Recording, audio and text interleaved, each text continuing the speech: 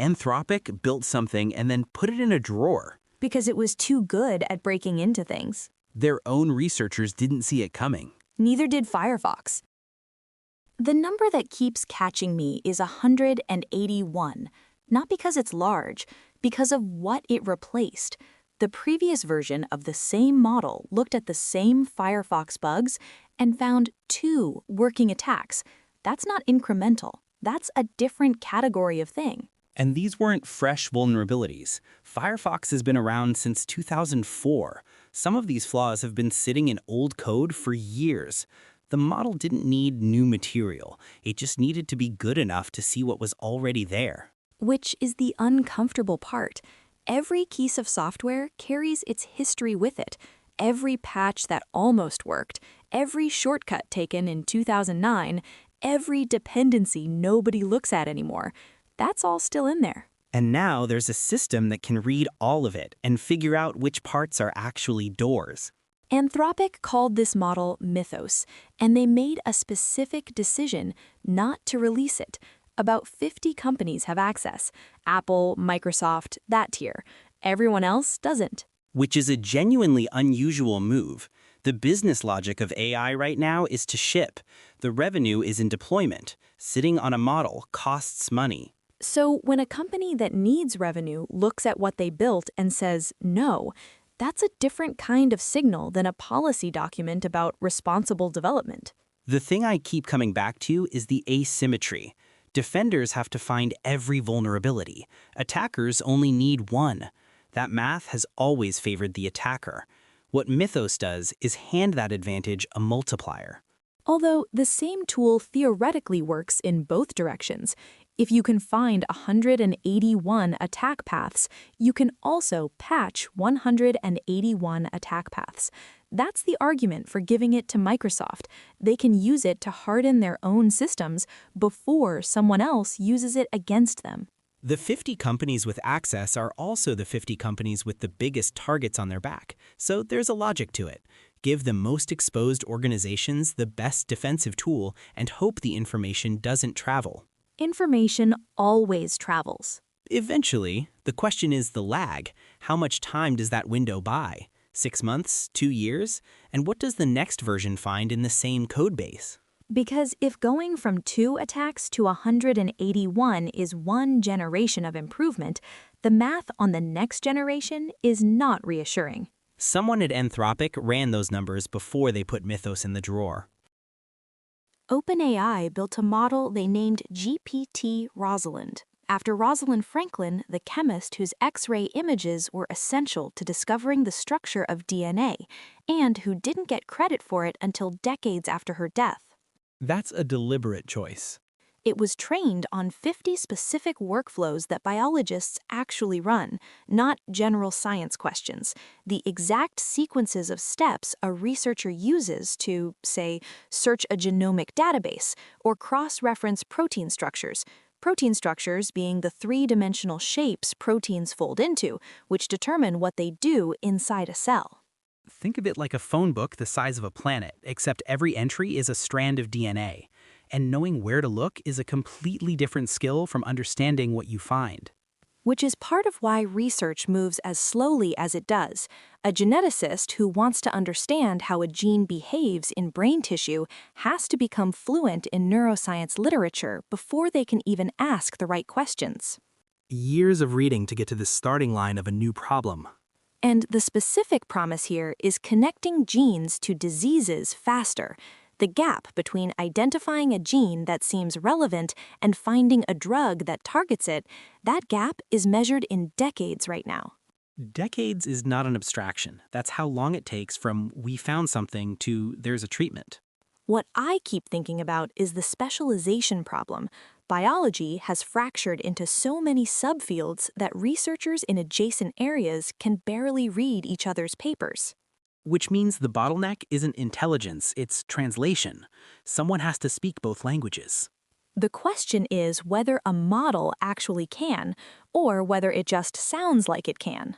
That's the gap between a tool that accelerates research and one that quietly misleads it. And right now, no one has run that experiment at scale. Meanwhile, some people were making very different choices about who to hand their technical expertise to.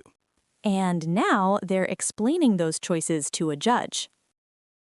North Korea built a fake workforce. Actual people, fake identities, real jobs inside over 100 American companies, including Fortune 500 firms, and 2 Americans just got sentenced for helping run the operation. The basic structure is almost elegant in a disturbing way. North Korea trains IT workers, gives them manufactured identities, and they apply for remote developer jobs. They get hired, they get paid, and then some of them start looking around. Military technology files. That's what some of these workers were quietly pulling. Not every placement was about the paycheck. Some were about access. And remote work made this almost frictionless. You never meet the person, you never verify the face matches the LinkedIn. The whole hiring pipeline for remote engineers runs on trust and documentation, and both of those things can be faked. The 2 Americans who were sentenced were essentially the logistics layer. They helped funnel money and cover tracks, which means there was enough operational complexity here that North Korea needed local infrastructure to make it work. That's the part that keeps expanding. This wasn't a single clever operation, it's a playbook they've been refining. The same structure applied again and again across different companies in different industries. And the companies didn't know. That's not a knock on them specifically. The deception was sophisticated enough to clear normal screening. But somewhere in a hiring manager's memory, there is a developer they onboarded, someone who seemed fine, whose real location was Pyongyang. 2 people got sentenced. The workers who weren't caught are still out there, and the playbook is still intact.